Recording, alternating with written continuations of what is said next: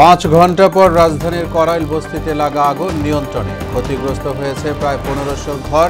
5 সদস্যের তদন্ত কমিটি গঠন। গণভোট অধ্যাদেশ জারি করে গেজেট প্রকাশ। 5 ডিসেম্বরের মধ্যে ভোটার তালিকা চূড়ান্ত করার ঘোষণা ইসি সচিবের। গণতন্ত্রে উত্তরণে সুষ্ঠু নির্বাচনী পরিবেশ তৈরি হয়েছে। ঠাকুরগাঁয়ে মির্জা ফখরুল। বিএনপি ক্ষমতায় গেলে কর্মসংস্থান বাড়বে বললেন আমির খসরু। এবং চট্টগ্রাম বন্দর পরিচালনায় চুক্তির বিষয়ে রিট শুনানি শেষ। রায় 4 ডিসেম্বর। চুক্তির এখতিয়ার নিয়ে দুই পক্ষের আইনজীবীদের মতবিরোধ।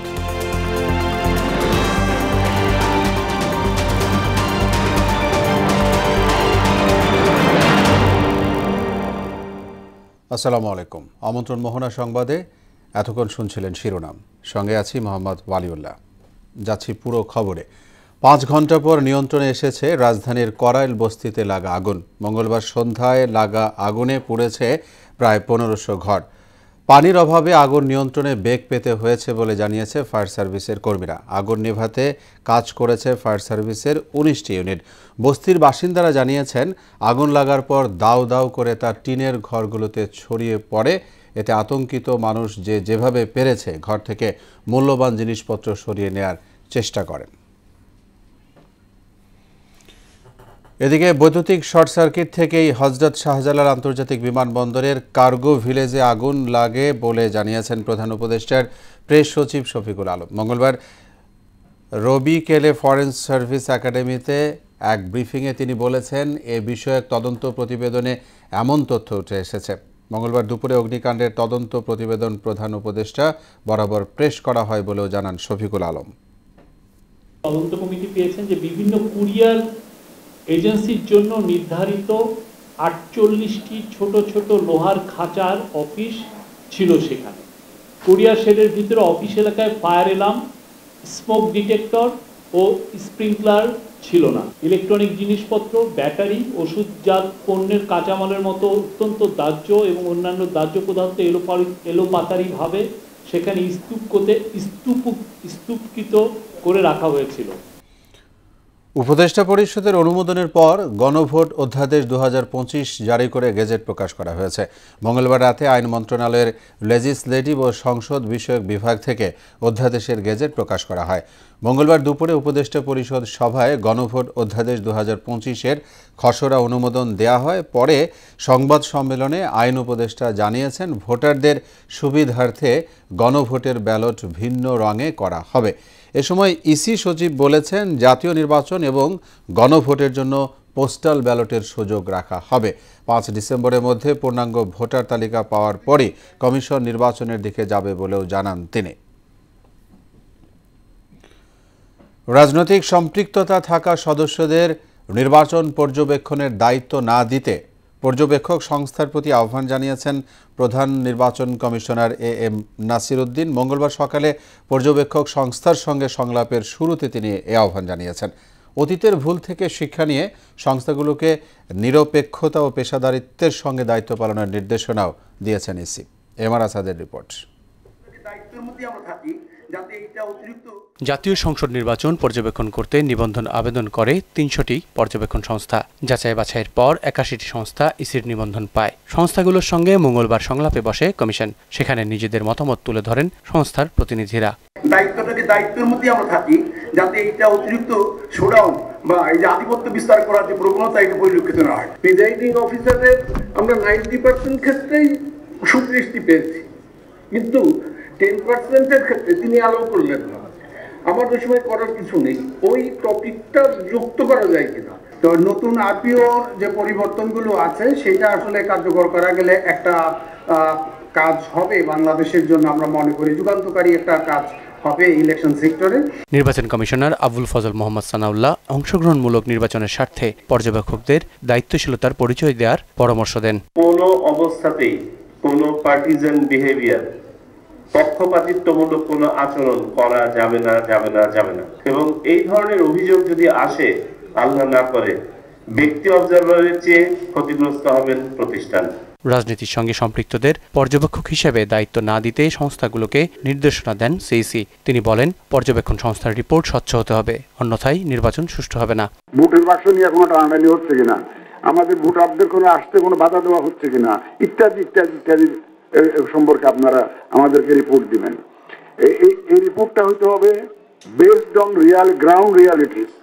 এটা ইনশিওর করার দায়িত্ব কিন্তু আপনাদের, কিন্তু আপনাদের চোখ দিয়েও আমরা এই ইলেকশনটাকেও দেখতে চাই। আগের ভুলের পুনরাবৃত্তি বর্তমান কমিশন দেখতে চায় না বলেও উল্লেখ করেন AMM Nasiruddin. Forget about it. Rather we should take lessons from the past. আর আসাদ, মোহনা সংবাদ, ঢাকা। বাংলাদেশ গণতন্ত্র উত্তরণের পথে যাচ্ছে উল্লেখ করে শান্তিপূর্ণ নির্বাচন অনুষ্ঠিত হবে বলে আশা জানিয়েছেন বিএনপি মহাসচিব মির্জা ফখরুল ইসলাম আলমগীর। মঙ্গলবার বিকেলে ঠাকুরগাঁ জেলা আইনজীবী সমিতি আয়োজিত মতবিনিময় সভায় এসব কথা বলেছেন তিনি। দেশের গণতান্ত্রিক অধিকার ও আইনের শাসন রক্ষায় আইনজীবীরা গুরুত্বপূর্ণ ভূমিকা পালন করছেন উল্লেখ করে জাতীয়তাবাদী শক্তির এই ভিত্তি দৃঢ় করতে সবাইকে ঐক্যবদ্ধ থাকার আহ্বান জানান মির্জা ফখরুল। বাংলাদেশ এখন একটা গণতন্ত্রের উত্তরণের পথে যাচ্ছে। ইতিমধ্যে অন্তর্বর্তীকালীন সরকার নির্বাচনের সম্ভাব্য সময় ঘোষণা করেছে। কোন রকম ঝামেলা ছাড়াই 26 ফেব্রুয়ারির প্রথম দিকে বা মধ্যবর্তী সময় নির্বাচন অনুষ্ঠিত হবে। এই বিষয়ে আমরা মোটামুটি আইনশৃঙ্খলা পরিস্থিতির বিষয়ে আমি মনে করি যে যথেষ্ট উপযোগী আছে, ভালো আছে, কারণ এখন আর এমন কোনো পরিস্থিতি নাই যেখানে আপনার নির্বাচন ব্যাহত হবে। আগামীর বাংলাদেশ হবে মেধাবীদের, এমন মন্তব্য করে বিএনপির স্থায়ী কমিটির সদস্য আমির খসরু মাহমুদ চৌধুরী বলেছেন, বিএনপি ক্ষমতায় গেলে মেগা প্রকল্প নয়, কর্মসংস্থানে গুরুত্ব দেওয়া হবে। 1.5 বছরে 1 কোটি মানুষের কর্মসংস্থানের সুযোগ সৃষ্টির প্রত্যয় জানান তিনি। মঙ্গলবার বিকেলে ইঞ্জিনিয়ার ইনস্টিটিউট চট্টগ্রাম মিলনায়তনে মহানগর বিএনপি আয়োজিত কৃতি শিক্ষার্থীদের সংবর্ধনা অনুষ্ঠানে তিনি এসব কথা বলেন। বিএনপি সরকার গঠন করলে শিক্ষায় সবচেয়ে বেশি বিনিয়োগ করবে বলেও জানান আমির খসরু মাহমুদ চৌধুরী। কোনো মেগা প্রজেক্টে যাব না, আমরা যে প্রজেক্টগুলো করব সেটা বাংলাদেশের মানুষের কর্মসংস্থান, দেশের বাইরে কর্মসংস্থান। প্রত্যেক বছর লক্ষ লক্ষ ছেলেমেয়েরা লেখাপড়া করে বেরোচ্ছে, চাকরি পাচ্ছে না। এই জন্য তাদের জন্য আমার প্রাথমিক দায়িত্ব হচ্ছে 1 কোটি চাকরি আমরা 18 মাসে করার চেষ্টা করতেছি ইনশাআল্লাহ, এবং এটার জন্য যত বিনিয়োগ দরকার আমরা বিনিয়োগ করব। আমাদের বাজেটে সবচেয়ে বেশি বিনিয়োগ হবে লেখাপড়ার জন্য। ইসলামকে বিকৃত করে রাজনীতির হাতিয়ার বানিয়ে জামাত মানুষের ঈমান নষ্ট করছে বলে অভিযোগ করেছেন বিএনপির ভাইস চেয়ারম্যান বরকতুল্লাহ বুলু। দলটি অতীতেও একইভাবে দেশকে নৈরাজ্যের দিকে ঠেলে দিয়েছিল বলেও অভিযোগ করেছেন তিনি। আর অপকর্ম ও মুনাফিকের কারণে আসছে নির্বাচনে জামাতের ভরাডুবি হবে বলে মন্তব্য করলেন বিএনপির যুগ্ম মহাসচিব অ্যাডভোকেট আব্দুস সালাম আজাদ। সকালে নয়াপল্টনে এক অনুষ্ঠানে নির্বাচন নিয়ে অনেক ষড়যন্ত্র চলছে উল্লেখ করে সবাইকে ঐক্যবদ্ধ থাকার আহ্বানও জানান বিএনপির নেতারা। কোনো আসন তাদের বাংলাদেশে নাই, তাদের বিভিন্ন অপকর্ম মুনাফিকের কারণে এটা বুঝতে পেরেছে। তাই তারা আর যেন নির্বাচন বাংলাদেশে এই মুহূর্তে না হয়, তাই আরেকটা ভেজাল বাজানোর জন্য আরেকটা অপকর্ম, রাজনৈতিক অপকর্ম সৃষ্টি করে তারা 71 সালেও তারা বাংলাদেশের জনগণের পক্ষে ছিল না। 86 সালেও তারা স্বৈরাচার হোসেন মোহাম্মদ এরশাদের পক্ষ নিয়েছেন। 96 সালে তারা ফ্যাসিস্ট আওয়ামী লীগকে পুনরুজ্জীবিত করার জন্য শেখ হাসিনাকে প্রধানমন্ত্রীর পদে বসিয়েছেন। আজকে উগ্র ধর্ম অন্ধকারীদের হাত থেকে বাংলাদেশকে রক্ষা করতে হবে। যারা বাংলাদেশকে আফগানিস্তান বানাতে চান, যারা বাংলাদেশকে সিরিয়া বানাতে চান, যারা বাংলাদেশকে ইরাক বানাতে চান, তাদের হাত থেকে বাংলাদেশকে রক্ষা করতে হবে। ক্ষমতার অপব্যবহার করে রাজুকের পূর্বাচল নতুন শহর প্রকল্পে সরাসরি প্লট বরাদ্দ নেয়ার অভিযোগে ক্ষমতাচ্যুত প্রধানমন্ত্রী শেখ হাসিনা সহ 17 জনের বিরুদ্ধে করা মামলায় রায় ঘোষণার জন্য 1 ডিসেম্বর দিন ধার্য করেছেন আদালত। ঢাকার বিশেষ জজ আদালত 4-এর বিচারক রবিউল আলমের আদালত আসামি পক্ষ ও দুদকের যুক্তিতর্ক উপস্থাপন শেষে রায়ের দিন ধার্য করেন। শেখ রেহানা এবং টিউলিপ সিদ্দিকও এই মামলার আসামি। কুষ্টিয়ায় ৬ জনকে হত্যাসহ মানবতা বিরোধী অপরাধের মামলায় আওয়ামী লীগের যুগ্ম সাধারণ সম্পাদক মাহবুব উল আলম হানিফ সহ ৪ জনের বিরুদ্ধে প্রথম সাক্ষীর সাক্ষ্য গ্রহণ হবে ৮ ডিসেম্বর। মঙ্গলবার আন্তর্জাতিক অপরাধ ট্রাইব্যুনাল ২-এ সূচনা বক্তব্য উপস্থাপন করেন প্রসিকিউটর মিজানুল ইসলাম। সূচনা বক্তব্যে এ মামলা ৬ জনকে হত্যায় নির্দেশদাতা হিসেবে তাদের জড়িত থাকার পটভূমি তুলে ধরা হয়। এ মামলায় মোট সাক্ষী ৩৮ জন। এদিকে ট্রাইব্যুনাল ১-এ রামপুরায় কার্নিশে ঝুলে থাকা আমির হোসেনকে গুলি ও ২ জনকে হত্যার ঘটনায় মানবতা বিরোধী অপরাধের মামলারও সাক্ষ্য গ্রহণ অনুষ্ঠিত হয়। যে সাক্ষী মোট হচ্ছে ৩৮ জন, তার মধ্যে শহীদ পরিবারের সাক্ষী হচ্ছে ৮ জন, প্রত্যক্ষদর্শী সাক্ষী ৮ জন, আহত সাক্ষী ৮ জন, আন্দোলনে অংশগ্রহণকারী ৮ জন, পুলিশ হচ্ছে ১ জন, সাংবাদিক ১ জন, জব্দ তালিকার সাক্ষী ২ জন, বিশেষজ্ঞ সাক্ষী ২ জন, বিশেষ তদন্তকারী কর্মকর্তা ১ জন আর তদন্তকারী কর্মকর্তা ১ জন। এছাড়াও আমরা যে সমস্ত সাক্ষ্য প্রমাণ ট্রাইব্যুনালে উপস্থাপন করব তার মধ্যে অডিও ক্লিপস আছে, ভিডিও ক্লিপস আছে, বিশেষজ্ঞ রিপোর্ট আছে, ফরেনসিক রিপোর্ট আছে। চট্টগ্রাম বন্দরের নিউমোরিং কন্টেইনার টার্মিনাল পরিচালনায় বিদেশি কোম্পানির সঙ্গে চুক্তি সম্পর্কিত প্রক্রিয়া নিয়ে করা রিট আবেদনের বিষয়ে ৪ ডিসেম্বর রায় দেবেন হাইকোর্ট। রিটকারী আইনজীবী বলেছেন, এ ধরনের চুক্তি করার মতো আইনগত অধিকার অন্তর্বর্তী সরকারের নেই। যদিও অ্যাটর্নি জেনারেল জানিয়েছেন এটি বর্তমান সরকারের এখতিয়ারভুক্ত। সুরাইয়া মুনির রিপোর্ট। চট্টগ্রাম বন্দরে নিউমোরিং কন্টেইনার টার্মিনাল নির্মিত হয় ২০০৭ সালে। বন্দরটির পরিচালনায় বিদেশি কোম্পানির সঙ্গে চুক্তি সম্পর্কিত প্রক্রিয়ার বৈধতা নিয়ে হাইকোর্টে রিট করেন বাংলাদেশ যুব অর্থনীতিবিদ ফোরামের সভাপতি মির্জা ওয়ালিদ হোসাইন।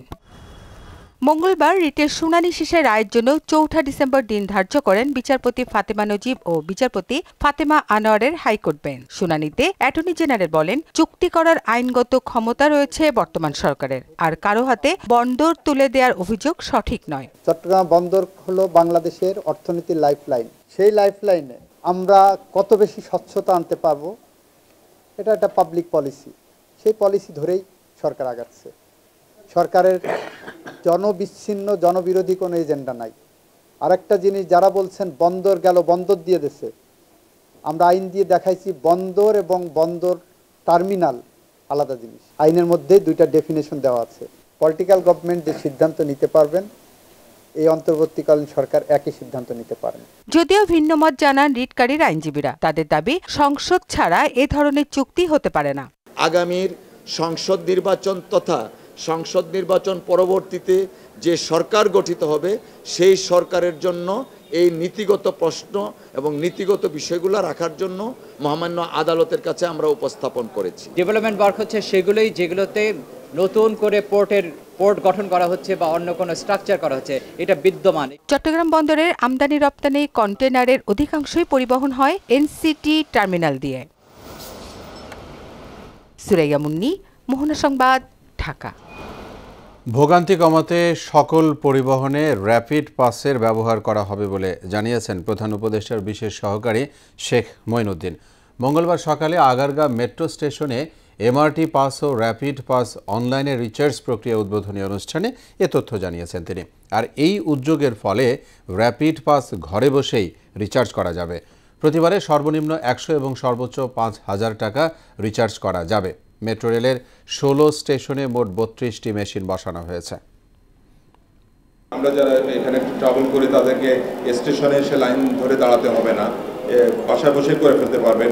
এবং নেক্সট মান্থে আমরা ট্রাই করব একটা নতুন একটা অ্যাপ্লিকেশন তৈরি করার, যেটাতে মানে সোজা কথা হচ্ছে আমাদের এই স্মার্টফোনের ভিতর থেকে এটা করে ফেলা সম্ভব। এমআরটি লাইন থেকে বের হয়ে আমাদেরকে যদি বাসে উঠতে হয়, তখন যেন এই কার্ডটা দিয়েই আমরা বাসে উঠতে পারি, এটাও আমরা অলরেডি শুরু করে দিয়েছি।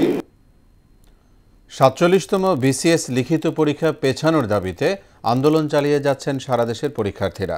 মঙ্গলবার দুপুরে রাষ্ট্রীয় অতিথি ভবন যমুনা অভিমুখে আন্দোলনকারীদের লং মার্চে বাধা দেয় পুলিশ।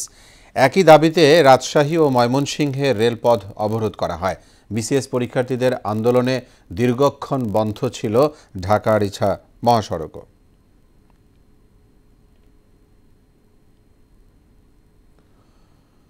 সাম্প্রতিক সময়ে দুটি ভূমিকম্পের উৎপত্তিস্থল নরসিংদীতে এখনও আতঙ্ক কাটেনি। বিশেষ করে মাটিতে ফাটল ধরা নিয়ে বেশি দুশ্চিন্তা জেলাবাসীর। স্থানীয়দের অবশ্য আতঙ্কিত না হওয়ার আহ্বান জানিয়ে জেলা প্রশাসন বলেছে, ভূমিকম্পে উপজেলা ও ইউনিয়ন পর্যায়ে ক্ষয়ক্ষতির তালিকা প্রস্তুত করা হচ্ছে। মাহবুবুর রহমানের প্রতিবেদন, জানাচ্ছেন তাহসিন তারিন। সাম্প্রতিক সময়ে এমন ভূমিকম্প দেখেনি বাংলাদেশ।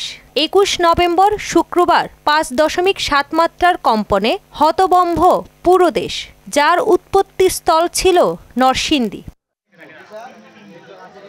3 দিন পার হয়ে গেলেও আতঙ্ক কাটেনি জেলাবাসীর। কয়েক সেকেন্ডের কম্পনের ভয়াবহ অভিজ্ঞতা এখনও তাড়া করছে তাদের। ভূমিকম্পের পর সরকারি কলেজ মাঠ, জেলা প্রশাসকের কার্যালয় মাঠ সহ বিভিন্ন রাস্তায় গভীর রাত পর্যন্ত অবস্থান করেন নরসিংদীর মানুষ।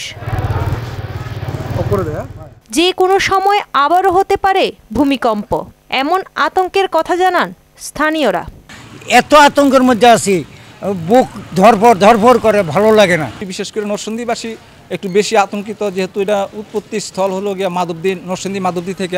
নরসিংদী জেলার যারা আছে সবাই আমরা আতঙ্কের মধ্যে আছি। যে ভূমিকম্প হয়েছে, এরকম ভূমিকম্প আমরা আর কখনো দেখি নাই। ভূমিকম্পে উপজেলা এবং ইউনিয়ন পর্যায়ে ক্ষয়ক্ষতির তালিকা প্রস্তুত করে 48 ঘন্টার মধ্যে রিপোর্ট দেওয়ার নির্দেশ দেওয়া হয়েছে বলে জানান জেলা প্রশাসক।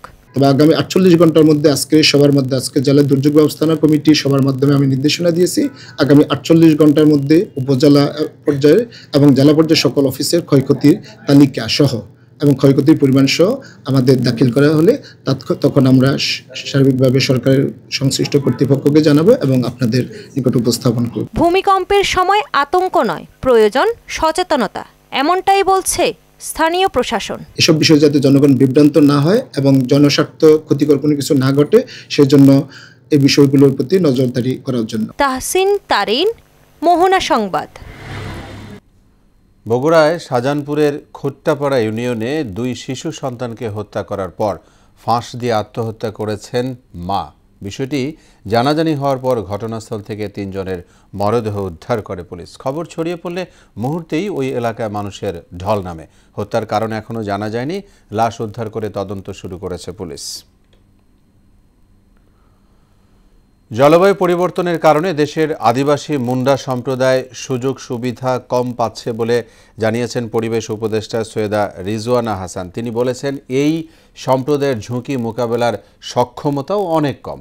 মঙ্গলবার সকালে রাজধানীর একটি হোটেলে মুন্ডা জনগোষ্ঠীর জলবায়ু সহনশীলতা আত্মীকরণ শীর্ষক মতবিনিময় সভায় ভার্চুয়ালি যুক্ত হয়ে তিনি এসব কথা বলেছেন।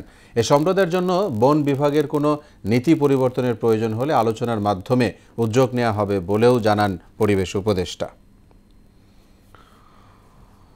বিএনপি চেয়ারপারসন বেগম খালেদা জিয়ার রোগ মুক্তি কামনায় বিশেষ দোয়া মাহফিলের আয়োজন করেছে বাংলাদেশ জাতীয়তাবাদী সামাজিক সাংস্কৃতিক সংস্থা জাসাস।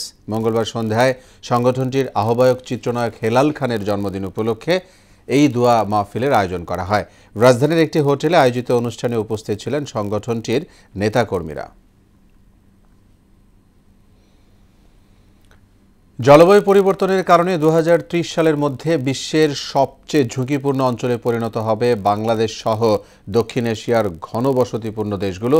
বিশেষ করে বাংলাদেশ, ভারত ও পাকিস্তানকে এর ভয়াবহ প্রভাব মোকাবেলা করতে হবে বলে জানিয়েছে বিশ্বব্যাংক। তবে সরকারি, বেসরকারি ও কমিউনিটি পর্যায়ে প্রাতিষ্ঠানিক ও অংশীদারভুক্তমূলক কার্যক্রম বাড়ানোর মাধ্যমে জলবায়ু সংকটের বুদ্ধিদীপ্ত সমাধান করতে পারে বাংলাদেশ।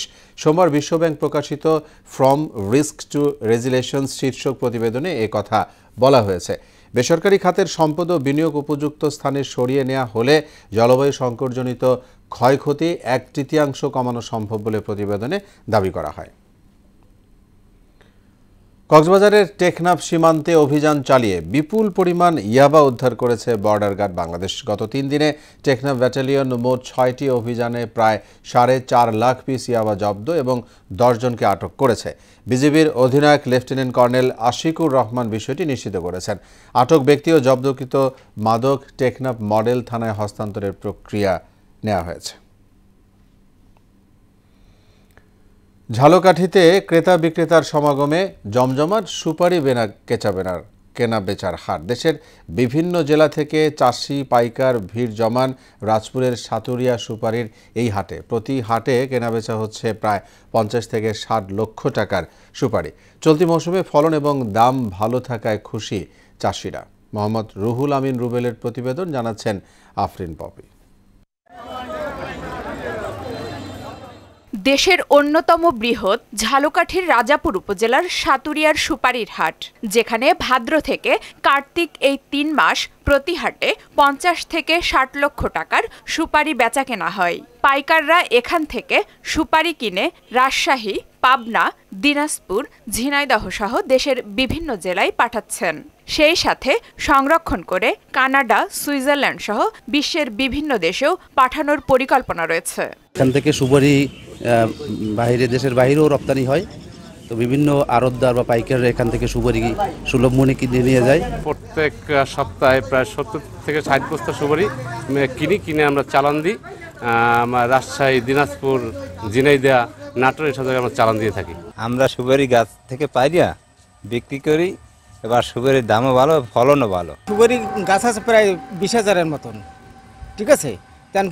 প্রতি পাড়ায় মনে করেন যে 500 সরি পাড়া হয়। শুকনো কইরা এটা টাডি বিক্রি করব আরও 4 মাস 5 মাস পরে, আর পুষ্কুনিতে ভিজাবো, সেইটা বিক্রি করবো আরও 3 মাস পরে। দেশে এবং বিদেশে সুপারির ব্যাপক চাহিদা রয়েছে, তাই অর্থনীতিতে সুপারি যাতে গুরুত্বপূর্ণ ভূমিকা রাখতে পারে সেজন্য প্রয়োজনীয় পরামর্শ প্রদানের পাশাপাশি সহযোগিতা করছে কৃষি বিভাগ। আমরা চেষ্টা করছি কৃষি সম্প্রসারণ দপ্তর থেকে যে আমরা এই সুপারির যেন পরিকল্পিত চাষাবাদ এবং এই অর্থনীতিতে এটি যেন আরো গুরুত্বপূর্ণ ভূমিকা পালন করতে পারে সেভাবে চাষাবাদ করার জন্য কৃষকদের উদ্বুদ্ধ করছি। ঝালকাঠি জেলায় চলতি মৌসুমে প্রায় 500 হেক্টর জমিতে সুপারির আবাদ হয়েছে। বাজার মূল্য ভালো হওয়ায় এ ফসলটি গ্রামীণ অর্থনীতিতে অবদান রাখছে। আফরিন পপি, মোহনা সংবাদ। পিএসএলএ ফ্রাঞ্চাইজি মালিকানা নবায়নের প্রক্রিয়া আনুষ্ঠানিকভাবে শুরু হয়। পর্যন্ত 3টি দল লাহোর কালান্দার্স, পেশোয়ার জালমি ও কোয়েটা গ্ল্যাডিয়েটর্স আরও 10 বছরের জন্য লিগে থাকার সিদ্ধান্ত চূড়ান্ত করেছে। পাকিস্তান ক্রিকেট বোর্ড এক বিবৃতিতে 3 দলের সঙ্গে নতুন চুক্তি নিশ্চিত করেছে। আন্তর্জাতিক অডিট প্রতিষ্ঠান আর্নেস্ট অ্যান্ড ইয়াং এর বাজার মূল্য নির্ধারণের ভিত্তিতেই নবায়নকৃত ফি নির্ধারণ করেছে। এবারের মূল্যায়নে লাহোর কালান্দার্সকে পিএসএল এর সবচেয়ে দামি দল হিসেবে ঘোষণা করা হয়। কালান্দার্সের বার্ষিক মূল্য দাঁড়িয়েছে প্রায় 980 মিলিয়ন রুপি, যা পিএসএল এর ইতিহাসে নতুন রেকর্ড। এ ছিল এখনকার মতো সংবাদ। শেষ করব, তার আগে শিরোনামগুলো জানাবো আমরা।